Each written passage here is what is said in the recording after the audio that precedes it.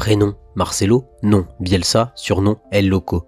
Débutons simplement pour un homme qui en est tout autant, un homme devenu figure de son sport à travers son influence qui n'a que très peu de comparaisons. Une anomalie pour un individu au profil paradoxal, un simple anonyme que tous les grands entraîneurs de ce siècle reconnaissent, tout simplement adoubé d'une couronne qu'il n'a jamais osé réellement porter. Ses premières phrases mettent des mots sur une énigme difficilement compréhensible, un entraîneur qui n'a rien gagné mais dont l'aura dépasse toutes les frontières dans un football dominé pourtant par les titres. Le dernier représentant du football plaisir, tout simplement le reliquat d'une époque révolue. Une introduction trop peu complexe pour décrire un mystère ayant laissé une empreinte indélébile sur le monde du football.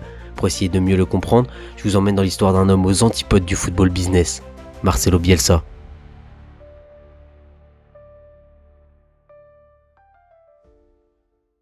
Né à Rosario en 1955 dans une famille d'avocats et de politiciens de renom, tel que son grand-père ayant participé à l'écriture du code pénal, le petit Bielsa est passionné de tactique. Non pas de tactique politique ou juridique, loin de là, mais de tactique footballistique, dans un pays qui vit pour le ballon rond.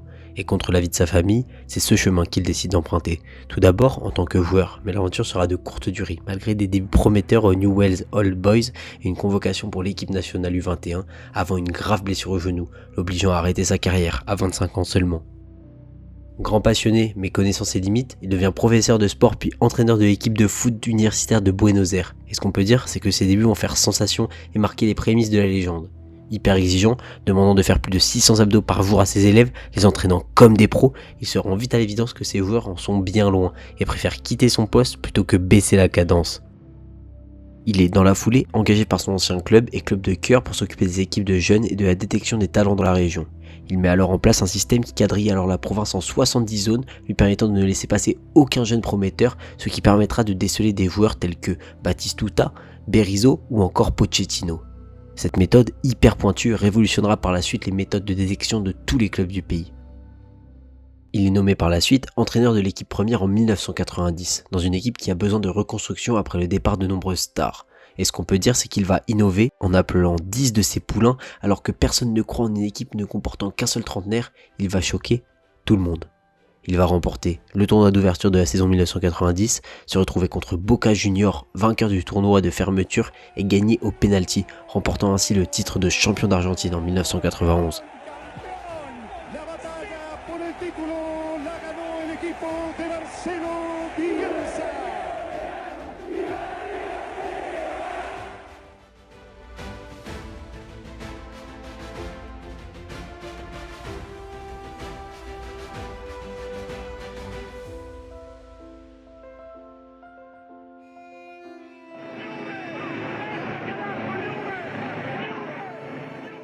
En une saison, il devient donc champion d'Argentine et l'année suivante, il récidive en remportant le championnat de clôture mais chute cette fois-ci en finale contre River.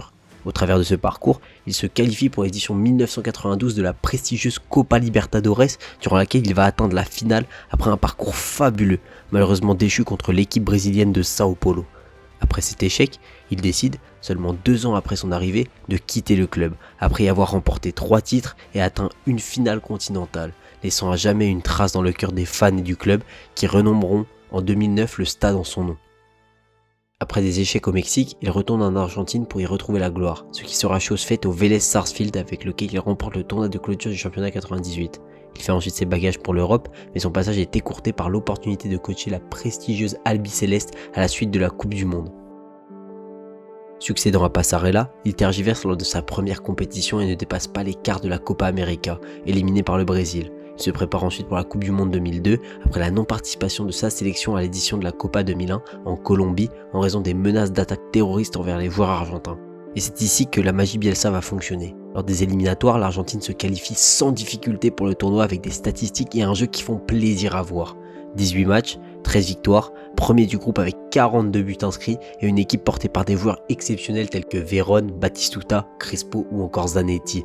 Cela lui permettra ainsi d'être élu meilleur sélectionneur national en 2001 et de faire figure de favori avant cette édition en Corée et au Japon. Et pourtant, l'équipe ne rentrera jamais vraiment dans la compétition et sort par la petite porte de cette dernière, terminant 3e dans le groupe de la mort composé de la Suède, l'Angleterre et le Nigeria, malgré une première bonne victoire contre les Super Eagles et un nul contre les Suédois, le tout un petit point derrière le duo anglo-suédois.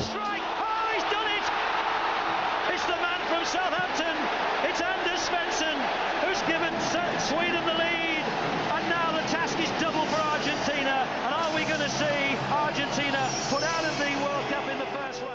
Ce fiasco attire la foudre de la presse et il est l'homme pointé du doigt. Cependant, il est prolongé 2 ans de plus, bien épaulé par une fédération qui lui fait confiance. Et cela va fonctionner. Il atteint la finale de la Copa América.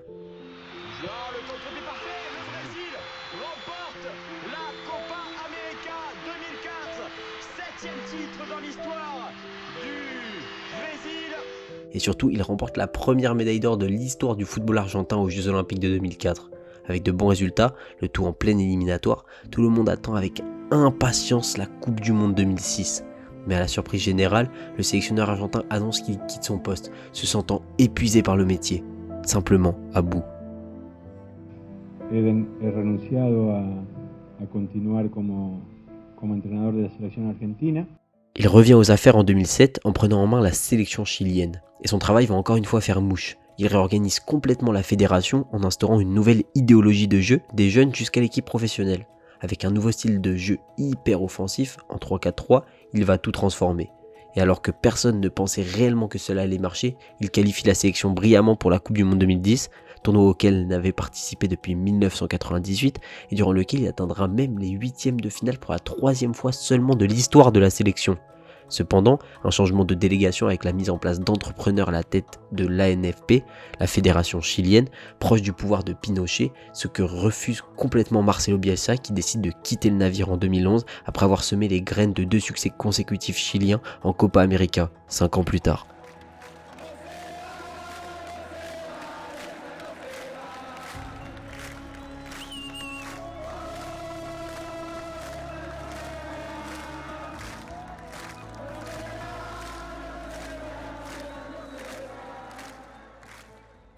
Il revient alors en Europe, dans les Pays Basques, pour construire l'identité d'un club qui en a bien besoin. Fondé par des anglo-saxons, l'Athletic Bilbao ne possède pas le style de jeu de la région et doit absolument se moderniser. En 2 saisons, avec des joueurs talentueux, Bielsa va tout changer et instaurer comme il sait si bien le faire un style de jeu cherchant à toujours relancer propre, en transition rapide et un pressing haut.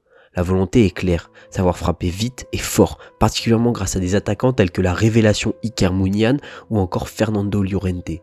Ajoutez à cela un milieu avec Ander Herrera et De Marcos et une charnière portée par Javi Martinez et le tour était joué. Un effectif qui sur le papier n'était pas incroyable, certes, mais que le tacticien a su magnifier pour lui faire aller chercher une finale de Coupe du Roi et même une finale de Ligue Europa. Au cours de cette saison, la ville découvre son jeu, son style et tout le monde est épaté par une équipe qui domine même le Barcelone de Pep Guardiola un soir de novembre 2011 lors d'un match nul 2-2, rejoint dans les derniers instants par Léo Messi. Ce soir-là, le tacticien espagnol dira même « Je suis vraiment fier de mes joueurs, je veux aussi féliciter l'Athletic Bilbao. Tout le monde a profité de ce grand spectacle grâce à 22 joueurs excellents. C'est l'un des meilleurs matchs auxquels j'ai assisté. Voilà ce qui arrive quand les 2 équipes se battent pour gagner. Le vainqueur était le public, c'est vraiment du grand football. » La 2e saison, malheureusement, est elle bien plus en demi-teinte. Au cours de cette dernière, le club n'atteint que la 12e place, fragilisé par le départ de leur défenseur pour le Bayern et de la volonté affichée de Llorente de s'en aller, que le coach ne fait donc plus jouer. Il démissionne à la fin de cette saison, presque comme un aveu d'impuissance, en laissant cependant un souvenir magnifique à tout un peuple et en ayant révolutionné un club qui n'attendait que ça. Après une année sabbatique, il revient sur le devant de la scène, mais cette fois-ci dans l'Hexagone. À Marseille, son tempérament est directement apprécié par les fans qui le considèrent tout de suite comme l'un des leurs, et Bielsa met en place un style de jeu ultra offensif qui impressionne tout le monde. Invaincu 8 matchs consécutifs, l'OM est même champion d'automne. Cependant, une défaite contre le PSG de Laurent Blanc au Vélodrome et Marseille qui ne tient pas le rythme et qui s'écroule avec une fin de saison catastrophique vont déclasser l'OM à la 4e place du championnat. Avec un bilan fébrile et une fin d'aventure gâchée puisqu'il se brouille avec la direction qui aurait voulu modifier son contrat dans son dos, il quitte le club en laissant un souvenir impérissable aux supporters, mais aussi une armoire malheureusement vide de trophées avec des éliminations rapides en Coupe de France et en Coupe de la Ligue.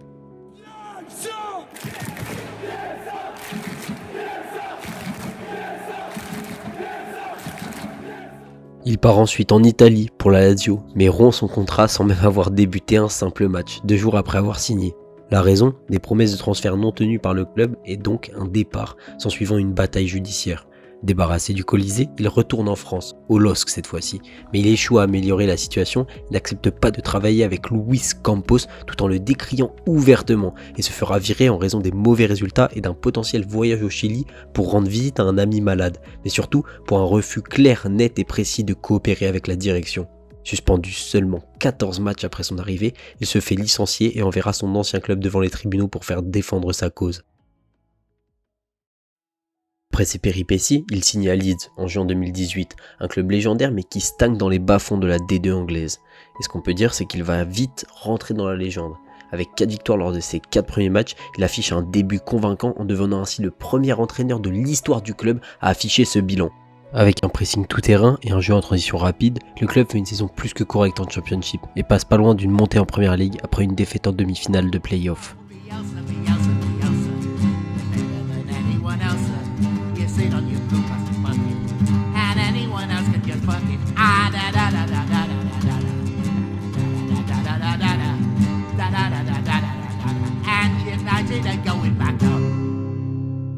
Bielsa est tout simplement adulé par les fans aussi bien pour son style de jeu que son fair play, particulièrement lors de son match face à Aston Villa durant lequel il oblige ses joueurs à laisser l'équipe adverse marquer en raison d'un but inscrit alors qu'un Villans était blessé sur la pelouse.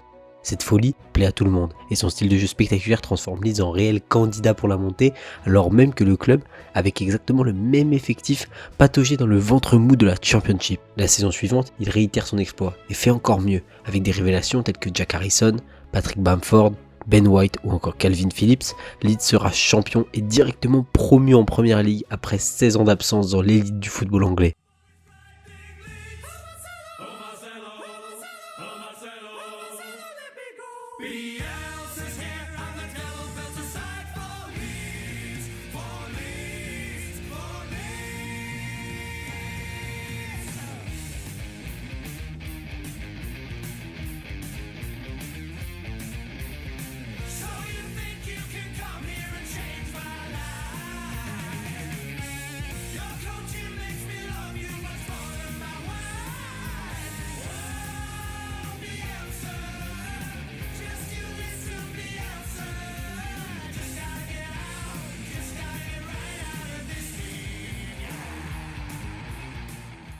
Pour leur montée, bien aidé par un mercato majeur, particulièrement avec l'arrivée de Rafinha ou Rodrigo, Leeds aspire à rester en Première Ligue. Et ce qu'on peut dire, c'est que les Peacocks vont plus que simplement se maintenir. Fabuleux, ils vont promouvoir un jeu basé sur l'attaque, avec un Calvin Phillips en maestro qui dirige toute une équipe qui marche à l'unisson. La révélation Rafinha, elle, retourne dans le même temps toute la Première Ligue par ses gestes techniques venus d'ailleurs. Bielsa transforme simplement des joueurs moyens en réelle attraction, avec Phillips qui crève l'écran et qui est même appelé en sélection, sans oublier l'attaquant Patrick Bamford qui joue un rôle majeur et crucial dans la saison des Peacocks. L'équipe terminera 9ème de cette saison, une réussite que personne n'avait vraiment vu venir, particulièrement après de nombreux bons résultats contre des gros, tels que des matchs nuls contre City, Arsenal, Chelsea, Manchester ou encore Liverpool, et des victoires inattendues contre Tottenham ou encore Aston Villa. Le pari de Bielsa, lui, est réussi, et les supporters sont subjugués par de telles révélations. Malheureusement, la saison de la confirmation, elle, tourne au fiasco, avec la blessure de nombreux cadres tels que Bamford et Phillips et une équipe qui pointe à une triste 16e place en février, à 2 points de la zone rouge. Bielsa, réel héros de tout un peuple, se voit donc limogé fin février avec de nombreux remerciements qui pleuvent, particulièrement celui de Calvin Phillips qui dira sur son ancien entraîneur « Vous avez vu en moi ce que j'ignorais moi-même ». Bielsa aura plus que simplement laissé une trace, il aura contribué à repenser les infrastructures du centre de formation, voire même à l'améliorer à ses propres frais avec la construction d'une salle de gym dédiée au staff pour la somme de 150 000 livres sterling sortie tout droit de sa poche. El Loco, arrivé en troubadour à Leeds, repart en conquérant, la tête haute, avec une ville qui ne vit que pour lui, chantant la gloire de la Bielsa Rhapsody.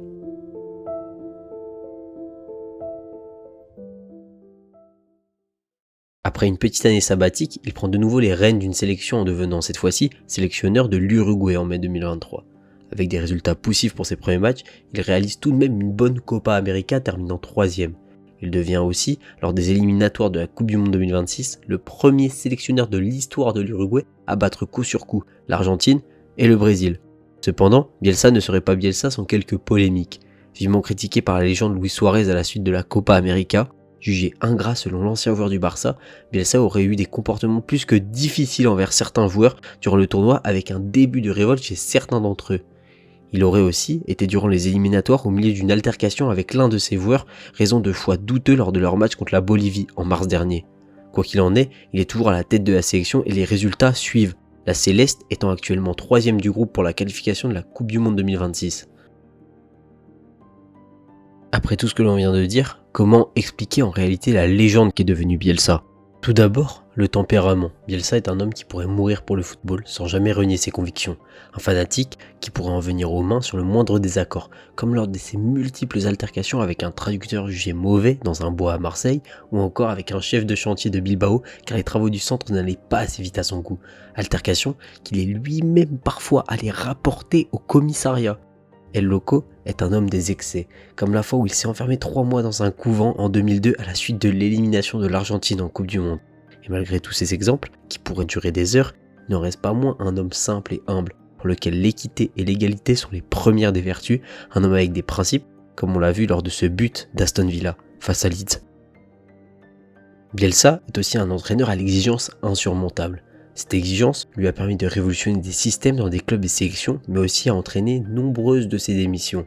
À chaque fois, aussi bien au lycée dans lequel il entraînait que dans des clubs, il n'hésitait pas à quitter le navire en raison du moindre principe bafoué par la direction, ou encore du moindre pressentiment d'incapacité à tenir le rythme chez ses joueurs.